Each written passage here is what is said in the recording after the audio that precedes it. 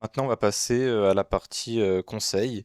Si bah, tu es amené à parler avec des gens qui sont retrouvés dans la même situation que toi, par exemple en année de césure, en se posant des questions justement sur ce qu'ils veulent faire et si vraiment ton métier pourrait les intéresser.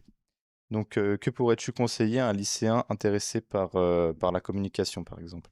Bah, si c'est quelque chose que tu aimes et c'est quelque chose que tu veux faire, cherche des formations qui peuvent te permettre justement d'atteindre ce but. Auto-forme-toi aussi, n'attends pas, d'être dans une école pour commencer à voir comment ça fonctionne. Il y a un tas de ressources sur internet, et un tas de logiciels que tu peux apprendre à utiliser et ça, c'est des plus justement pour intégrer, des formations.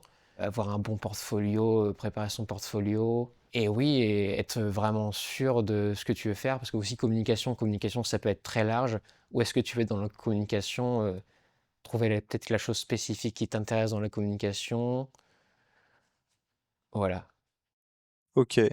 Et penses-tu, enfin pour trouver ton alternance, penses-tu avoir réalisé le parcours scolaire le plus optimisé ou non? Alors ça, je ne serais pas capable de le dire. Je sais pas ce que un parcours optimisé pourrait être, mais je pense que le parcours que j'ai, c'est un parcours qui est adapté à moi. Et en vrai, c'est tout ce qui compte parce qu'on a tous des besoins différents. Il y a des gens qui vont être très, très habiles à apprendre tout seuls de leur côté, des gens qui vont avoir besoin de l'assistance d'un professeur pour apprendre quelque chose. C'est en fonction des gens. Et je pense que de tout ce qui m'est arrivé, rien n'est vraiment perdu. Il n'y a pas vraiment eu de période où j'ai perdu mon temps, parce que même pendant cette année de césure, ça m'a permis de faire un tas de choses. Donc, en vrai, ouais, le seul truc, c'est vraiment de jamais vraiment s'arrêter. Il faut quand même faire des pauses, faut pas s'épuiser non plus. Mais en fait, rien n'est perdu, tout est à prendre, même des choses que tu as pas l'impression qu'elles sont importantes pour ce que tu souhaites faire, ça peut toujours être intéressant, hein. Qu'est-ce que tu dirais à quelqu'un qui hésite encore à se lancer? Bah, n'hésite pas.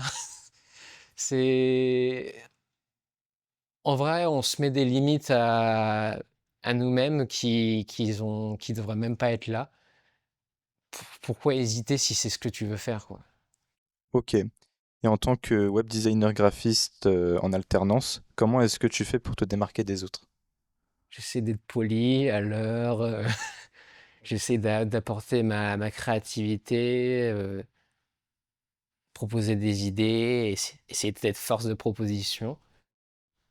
Mais est-ce que j'ai vraiment un truc qui me permette ça, de sortir du lot? Je serais pas capable de le dire, voilà. Ok. Qu'est-ce qui peut faire la différence dans ce métier? Bah, l'utilisation de l'IA, ça c'est l'une des choses. C'est, savoir se servir correctement de l'outil et quelque chose qui fait la différence. En vrai, je saurais pas quoi dire là, ça me pose une colle. Et le développement d'un réseau est-il essentiel dans ce métier? Oui. C'est un truc qui est un peu dommage aussi, c'est une des difficultés de la recherche de l'alternance. C'est que si t'es pas dans le milieu, tu auras beaucoup plus de difficultés à trouver justement ton alternance que si tu as quelqu'un que tu connais qui est ami avec une personne dans une telle entreprise. C'est très important un réseau. Est-ce que tu as un réseau? Si oui, comment tu l'as construit?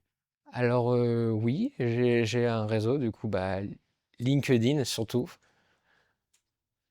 J'ai pas vraiment de réseau en mode j'ai plein de gens que je connais qui sont à tel et tel endroit. J'ai un réseau bah, justement via LinkedIn. J'ai essayé de faire des posts assez réguliers sur différentes productions pour me donner de la visibilité sur les réseaux sociaux.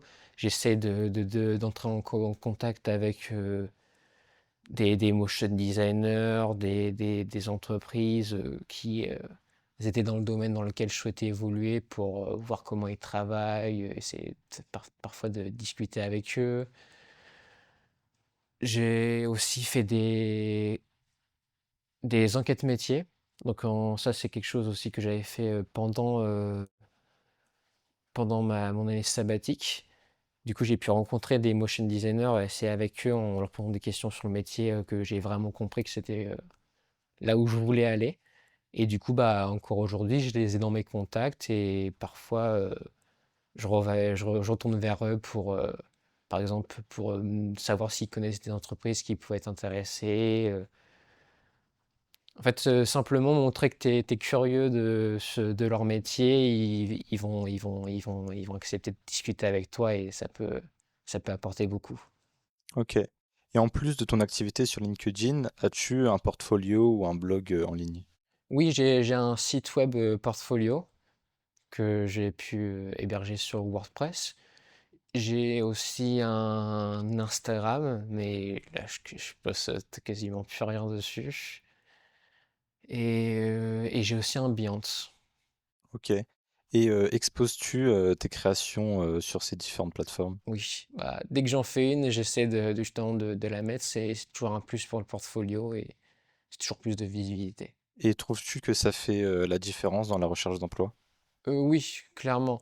Ça le fait pas tout le temps, parce que j'ai l'impression parfois que les recruteurs, ils regardent même pas ton CV avant de te dire oui, on peut avoir un entretien. Mais il y a des moments où ils le font.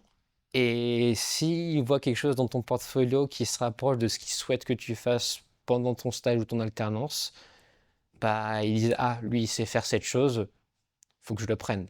Donc 100 un portfolio, ça aide énormément. Donc toi, tu penses que tous les gens dans ton cas devraient faire un portfolio? Oui, Bah, merci beaucoup pour tes réponses et bon courage dans la suite de ton alternance. merci. Bah, de rien, j'espère que j'ai été clair dans dans ce que j'ai dit et que ça a apporté quelque chose à votre projet. Merci beaucoup.